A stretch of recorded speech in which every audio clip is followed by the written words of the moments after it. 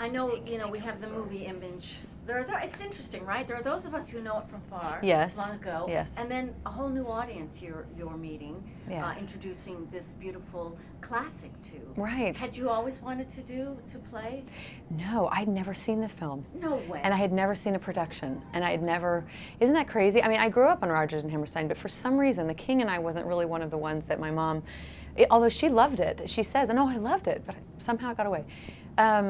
And I didn't realize how ahead of its time it was, like how much they wrote this woman. Oscar Hammerstein was really his idea and his baby, and about this woman who was so bold, and I believe in her, and I love her, and I love doing it right now because it's even different. We can even dig in a little more into that strength or in that risk that she took, and how it affected things. Well, I don't want to make her unlikable or angry, or, you know, there's a lot of talk right now about feminism and equality and gender equality, and in the workplace especially, and all of these things. I'm one of these people who definitely is on that bandwagon, but I want to make a point that it's not about going in and demanding something. It's being a team player. It's being a person who knows how to get things done by being cooperative and being strong and knowing what they're doing and playing the right way. She went into a king who was absolutely, completely against the idea of her having any control or any power. Although he needed her, he wanted her. But why do you think he hired a woman school teacher? You know, he needed to still be in charge. But she learned him. At first she was pretty hot-tempered, but she learned him, and she began to respect him, and she began to see behind the spoiled behavior a real heart and a real desire for change. And so she worked on how to get in there, and then by that she earned his respect. He really earned hers by letting himself crack open. And I think that that's how we get things done. It's like, it's not just men and women, it's across the world. It's like, let me understand you so that we can work together. Not understand me and only me and do my thing. It's, let me understand why you've lived your entire life a certain way and you were taught that way, and now begin to kind of make change. And that's what I love about this story. The story, the music, just these beautiful classic Rogers and Hammerstein songs. My goodness, what a thrill for you!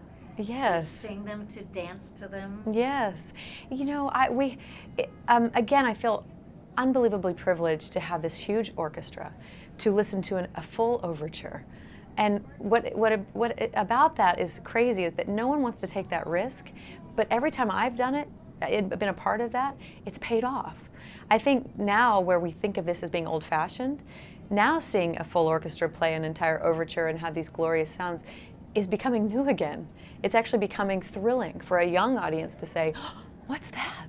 It's not pre-recorded, or, you know, it's right there, and I'm seeing that cello and whatever it is. And I think that's something to really listen to and invest in and risk, and cost more money, but it's worth it. It's, well, and there's no better place than with the floor that moves at Lincoln I mean, Center. we just embrace it. The gowns that you wear, Yeah. especially in Shall We Dance, I don't know how he doesn't trip all over that. We've tripped. Yeah? We've tripped. One night in the beginning, we're getting really, you know, better at it now, but he tripped one night, but did a perfect back somersault and landed on his knees.